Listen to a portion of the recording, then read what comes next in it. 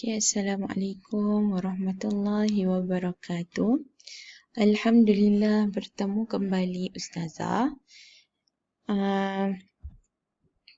dalam mata pelajaran sirah.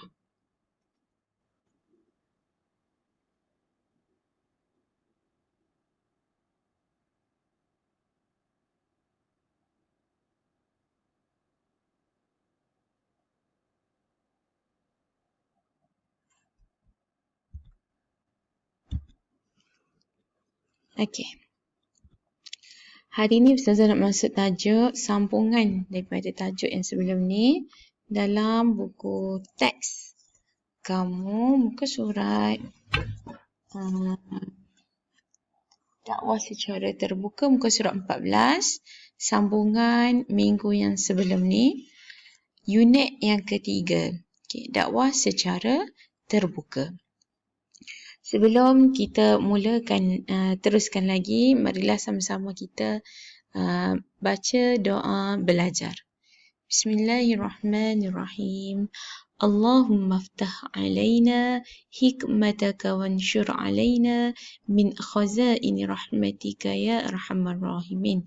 Ya Allah, ya Tuhan kami, berkatilah pembelajaran kami pada hari ini, permudahkanlah kami, fahamkanlah kami dan ingatkanlah kami apa yang kami belajar.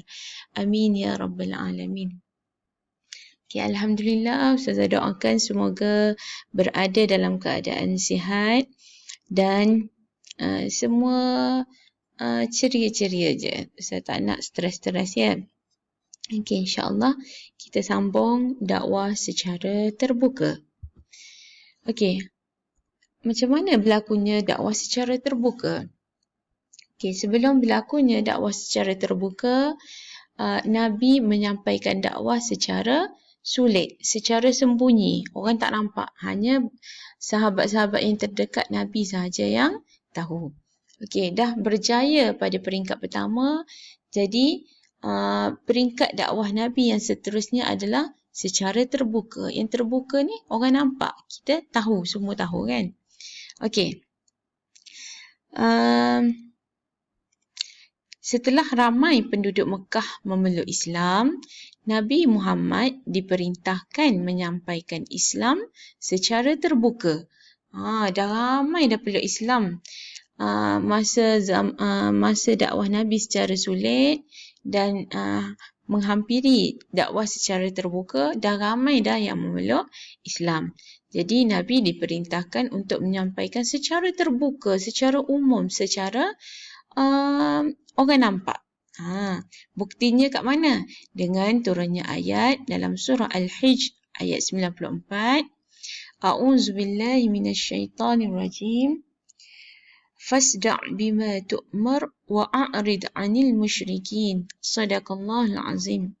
Okey, apa maksud dia ni?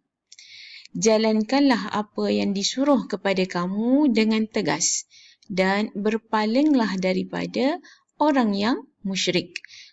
Ni Allah turunkan ayat ni supaya Nabi menjalankan dakwah secara terbuka. Okey. Seterusnya. Okey. Kemudian Nabi mengumpulkan kaum kerabat dan kaum Arab Quraisy di kaki Bukit Safa. Dekat mana? Di kaki Bukit Safa. Okey, dah ramai dah berkumpul di kaki bukit. Lalu baginda pun naik ke atas bukit dan mengaku sebagai Rasul yang diutuskan oleh Allah untuk menyeru manusia. Nabi duduk atas tu, duduk atas Bukit Safa. Bukit apa? Bukit Safa. Dan Nabi menyeru kepada manusia semua tu. Nabi menyeru, Nabi cakap apa?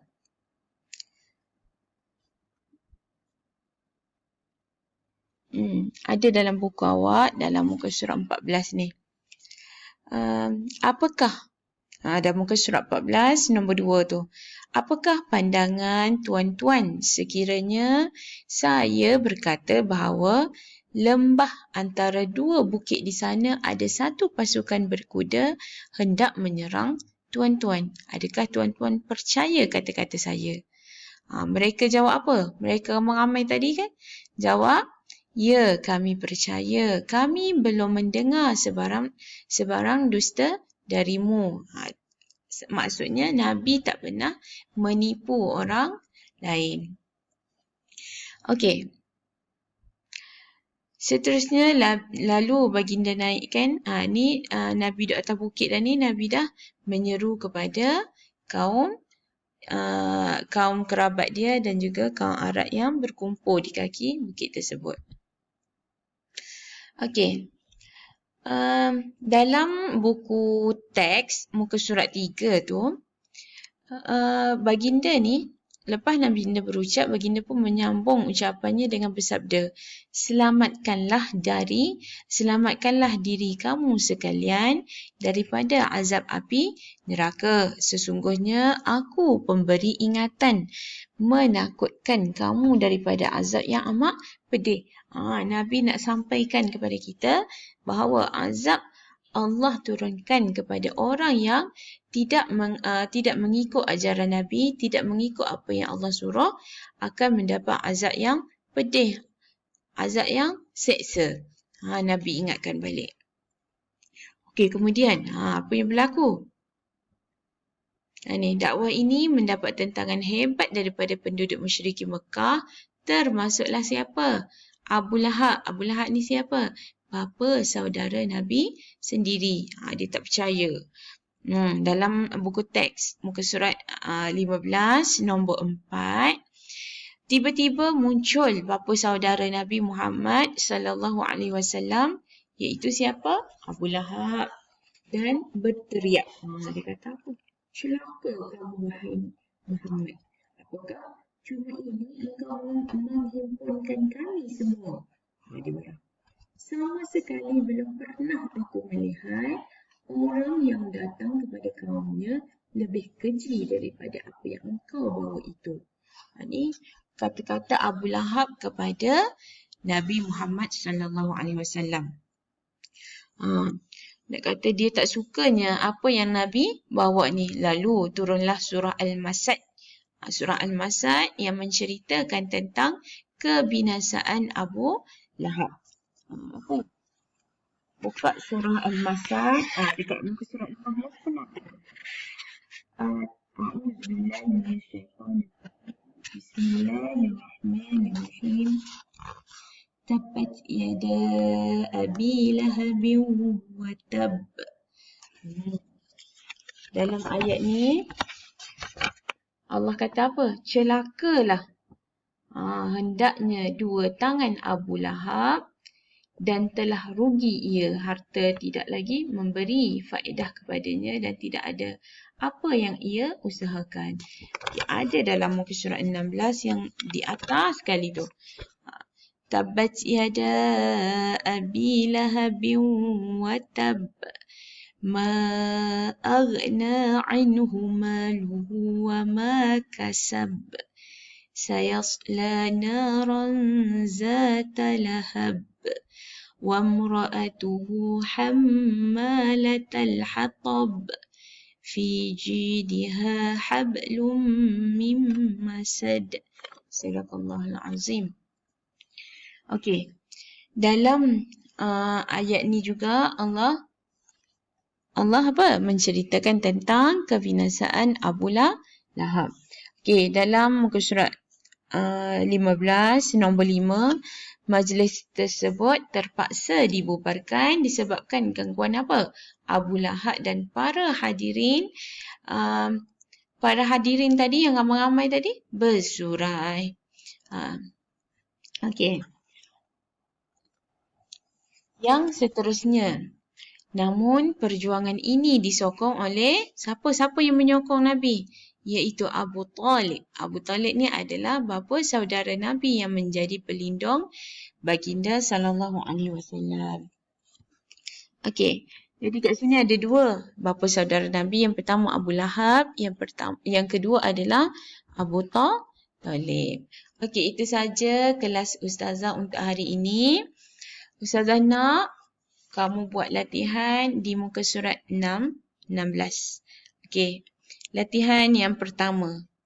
Padankan jawapan yang betul. turunnya wahyu yang pertama menandakan apa dia? Okay. Nombor 2, surah Al-Muddassir ayat 1 hingga 7 ialah apa dia? Yang ketiga, wahyu kedua diturunkan selepas. Yang keempat, wahyu yang kedua mengandungi apa? Dan yang kelima, as-sabiqunal awwalun bermaksud apa? Okey. Yang kat sebelah dia, kotak yang pertama sekali, muka surat 16 kan? Wahyu kedua. Kotak yang kedua, orang yang mula-mula memeluk Islam. Yang ketiga, rasmilah Nabi Muhammad sallallahu alaihi wasallam menjadi rasul. Yang keempat, perintah supaya Nabi Muhammad menyampaikan dakwah kepada orang ramai. Dan kotak yang akhir sekali adalah 40 hari. Okey, Ustazah nak padankan jawapan yang betul. Dah siap? Okey, itu saja untuk hari ini. Kita jumpa di lain hari insya-Allah. Assalamualaikum warahmatullahi wabarakatuh.